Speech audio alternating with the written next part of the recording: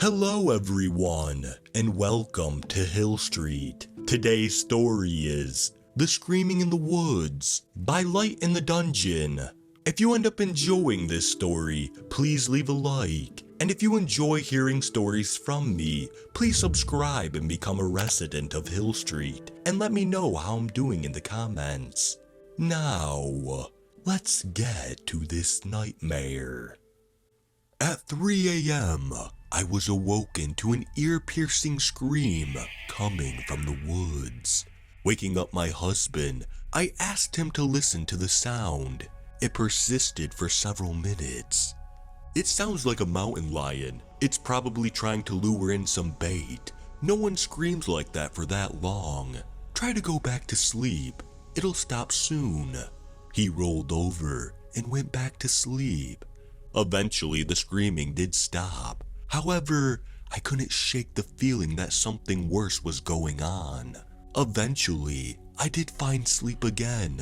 The next morning, we went out to the lake. The cabin we stayed at was something we both decided was a great place to spend our honeymoon.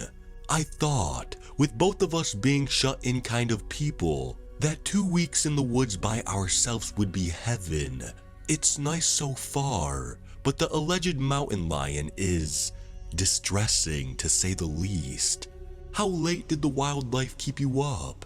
My husband Thomas asked, no doubt looking for bags under my eyes. It didn't last long, but it made me pretty uncomfortable. Do you think it left?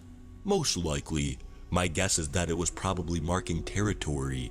Cats tend to get pretty mad when other animals get on their turf. So long as we stay away from the foothills at night, we should be fine. After finishing up our chat about last night, we ended up talking about nothing for a couple of hours. Honestly, it was pretty nice. However, I can't stop myself from staring off into the woods. I think I was looking for something, but honestly, I can't be certain of what I hope to see. Time passed, and the air grew cold as the sun dipped closer to the horizon. Thomas hugged me from behind and spoke into my ear. Let's get some food in us and turn in for the night. I got you something you might like. When we got inside, he presented me with a small box and a red wrapped paper, topped with a small bow. I gasped dramatically. A rectangle, my favorite. Babe, you always know just what to get me. He laughed and responded smoothly. You joke now, but that very well may be your favorite rectangle you'll ever have. My interest piqued. I quickly tore away the wrapping paper to find inside a mint-condition copy of an original printing Lovecraft book. Oh my God, how did you find this? This has to be nearly 100 years old. Can I even read it without the spine falling apart? Some rich asshole died and had a library that could rival the one in downtown Seattle. I may or may not have been friends with a relative of his during our college days. Said relative hated the guy and said I could raid the library because he knew we loved to read. So you're saying it's the genuine article. Should be okay to read. You're the best. We kissed and made dinner. A few hours passed and I'm finding myself having trouble accepting to sleep. Maybe I was waiting for it to happen again. Or maybe I was too excited to read my new book.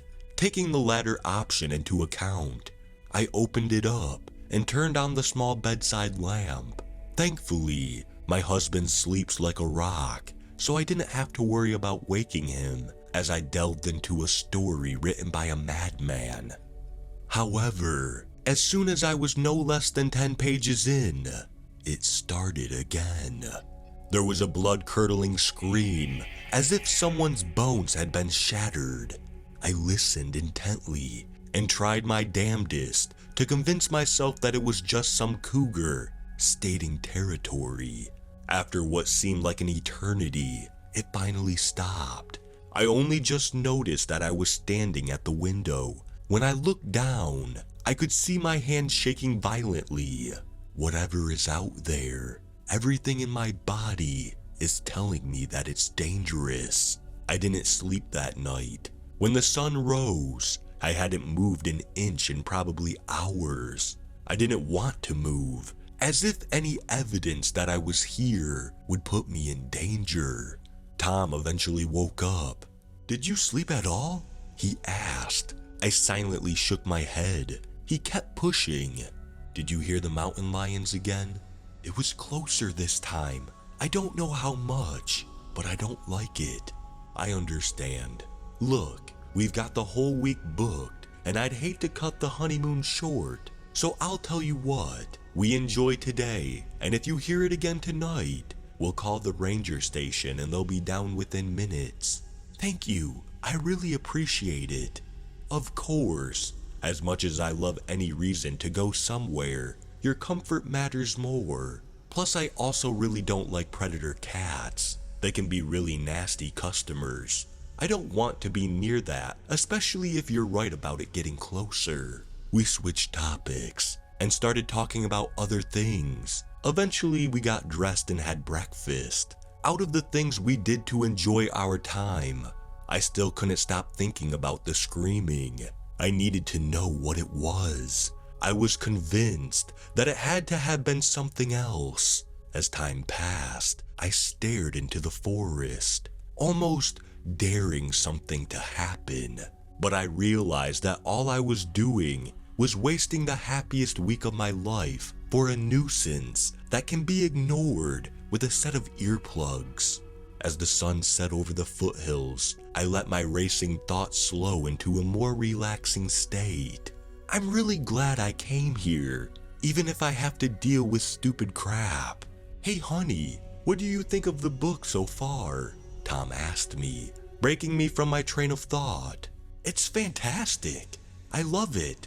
We talked more, and eventually it grew late. We tried to sleep, but again, I found myself waiting for what I knew I was going to hear.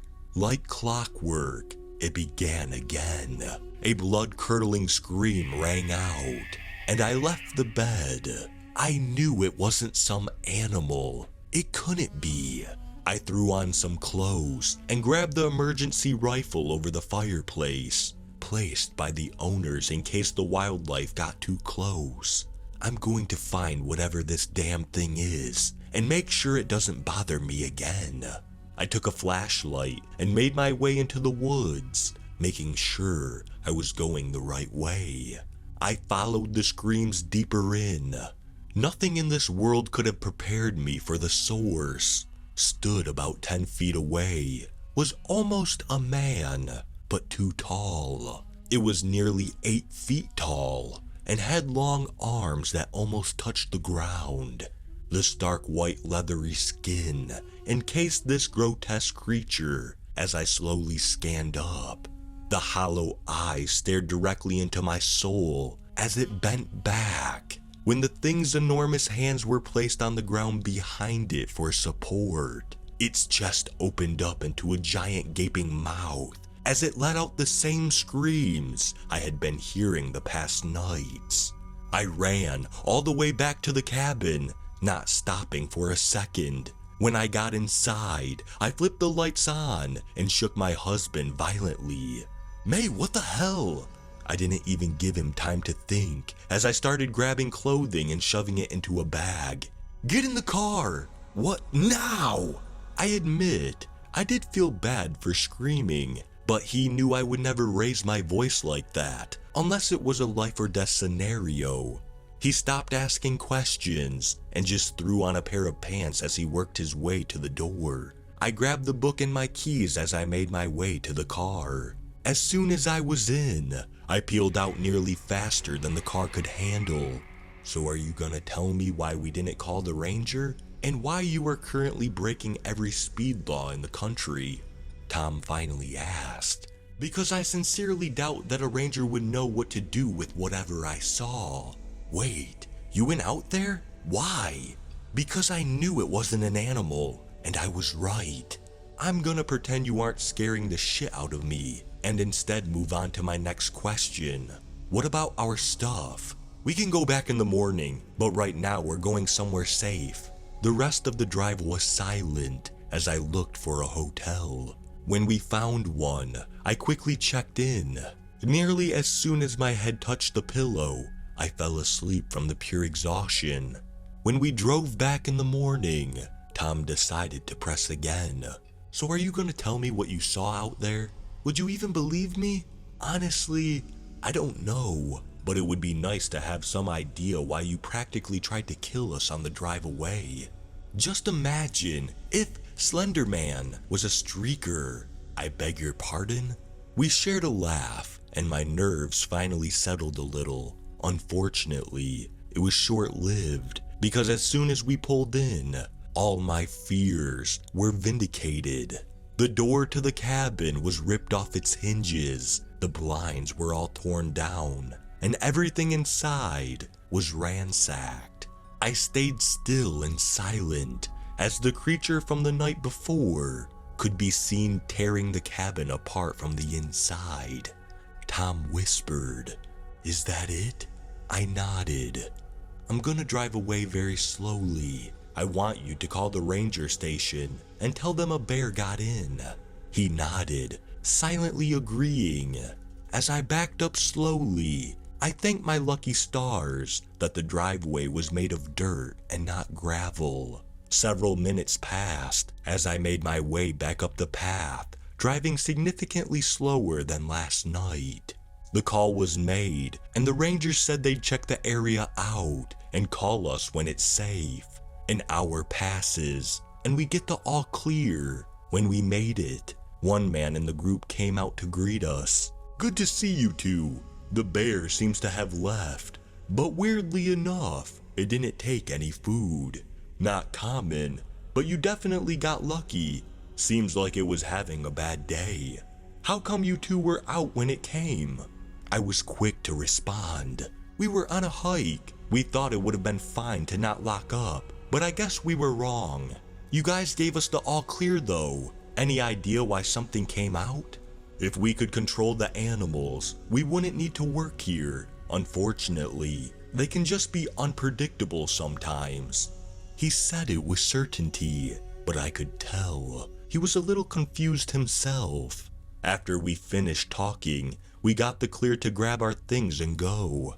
After calling the owners we rented the cabin from, we eventually got a refund. Not wanting to waste the rest of our week, we elected to stay at the hotel and get a bunch of junk food.